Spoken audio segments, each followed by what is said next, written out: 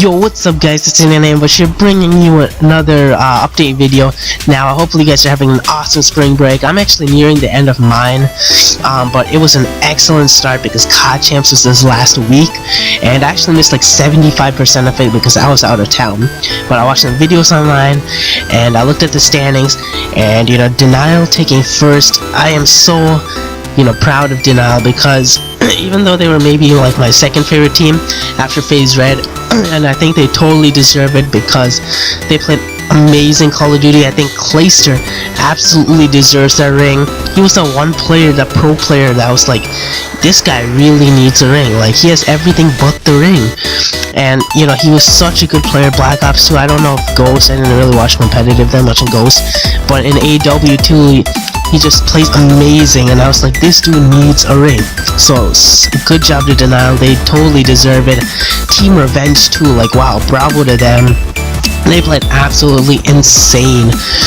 They have awesome team chemistry, they have awesome uplink strats, probably one of the best uplink teams in the game. And congrats to them too. FaZe Red, my favorite team, take third. Not too disappointed about that, but still great job to them. But then we get to some of the teams that did not place as well as they should have. Now, I think the biggest surprise of the tournament came that Optic Gaming placed 7th. And going into this tournament, Optic Gaming was the big boys, right? Everyone wanted to beat Optic Gaming. They were basically the main rival. Everyone wanted to win champs, and coming in, everyone thought they were gonna just sweep champs and win, and they got knocked out pretty early by Denial, went to the losers bracket and lost to FaZe, and then they played TK for like the 7th place and / 8th place prize. But yeah, that was a huge surprise, and everyone's talking about, will they change the roster? Now, both Nadeshot and Scumpy put videos up, and both of them don't look like they're interested in changing rosters. No one looks like they're leaving so quick. But there have been rumors of Crim6 leaving, and then there's been rumors if Crim6 leaves, Formal might leave. So I don't know, we have to keep our eyes peeled on OG, but I think some other teams definitely needs team changes are Envy and Optic Nation. I think they placed really poorly than what they could have, especially Envy. Envy has like this history of placing really well at champs. Last 2 champs they went all the way to the grand finals and unfortunately lost. But yeah, Envy definitely needs to change there. FaZe Black also placed even worse. Some roster changes definitely coming in, and we saw that as early as April 1st, where basically marked the beginning of Rostermania. Now, I'm gonna give you guys a quick few roster changes that occurred so far in like the last 3 days. This is probably just the beginning of Rostermania, but just introducing you what exactly happened. So, and nothing really big, no real big roster changes yet from like the big teams, but I'm just gonna run down here through the list what some confirmed roster changes. So Lawless joined Justice. So Justice didn't even play in champs, so they kind of, I think, were just trying to get their roster better for future tournaments. X Games coming up in June and MLG World coming up in October, so just trying to get their roster as good as they can. Neslo leaves Strictly Business and becomes a free agent. I was surprised at this because I thought Strictly Business would stick together. They were one of the few teams, along with Optic Gaming, that actually stick together throughout the first Rostermania that happened. And I saw them arguing on stream all the time and stuff, but I thought they would stick together. But this kind of surprised me, as Neslo left Strictly Business, and actually Dido actually went out and said that he's looking for a team for Season 2 League, so he's currently more or less a free agent as well.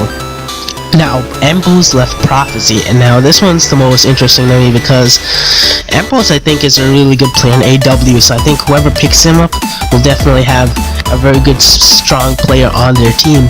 And then Ricky, who was playing on Prophecy, was traded to Elevate for Spacely. Now, Spacely, actually, I think he didn't even know about this, so when he found out, he was kind of surprised. But now Spacely's on Prophecy now, and TJ Haley, who's underage for champs, he's now on Elevate. No, he was on Elevate before, but now he's a starter for Elevate. And Huddle was actually dropped from Elevate and is currently a free agent. And now from COD Champs, AR didn't place. AR2 didn't place as well as they could, and BL Fire was dropped from AR and is now a free agent and was replaced by Happy. Now Happy is 17 years old, so of course he wasn't as eligible to play in Champs anyway because he's underage, but I think now it shows that these underage players are now going to start filling in more roster positions. TJ Haley now started on Elevate. Happy Slacked, I believe, is still on Elevate, so Elevate's a young squad there, and I'm not sure what team Huke is on, but I think whatever team Huke is on is definitely going to get a huge edge.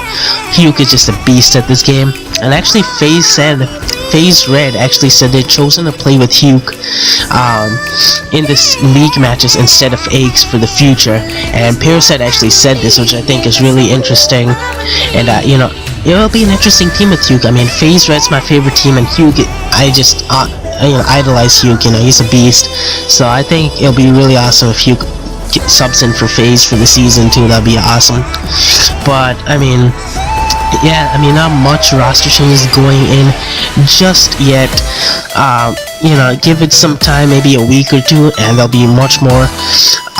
Because everyone's now trying to play for MLGX games in the world, and I'm gonna see how Optic Gaming especially is gonna rebound from this loss at the Call of Duty Champs, because they were like dominant team, and now it's kind of like they took a hard hit, and it's kind of like how fast will you get back up and start winning. So I wonder if they'll continue dominance at X Games on World, but Denial definitely contender now too. But that's pretty much it. Just giving you guys some insight, something to think about, that this has happening now, that Rostermania has now officially began. There's going to be insane roster changes coming in from all the teams, except of course the some teams that place very well at Champs. But it's all going to be about X Games in the world now, and it'll be interesting to see which team actually does better than the other. But yeah, that's pretty much it. If you guys want to actually learn more about roster changes, stuff like that, you can go to the COD subreddit. You can go to the Esports Nation on Twitter. You can go to, there's actually a Rostermania Twitter page. I think that's the best. So yeah, hashtag Rostermania on Twitter. MLG COD. Excuse me. Anything related to COD or esports on Twitter is probably, you'll find something about roster changes. But yeah, that's pretty much it. I'm just gonna leave you guys with this last few seconds of this beastly one shot. I think I dropped 59 kills, almost dropped 60, but yeah, that's pretty much it. Hope you guys have an awesome day. This is Indiana Bush signing out. Peace. Mission failed. Irons is not gonna like this.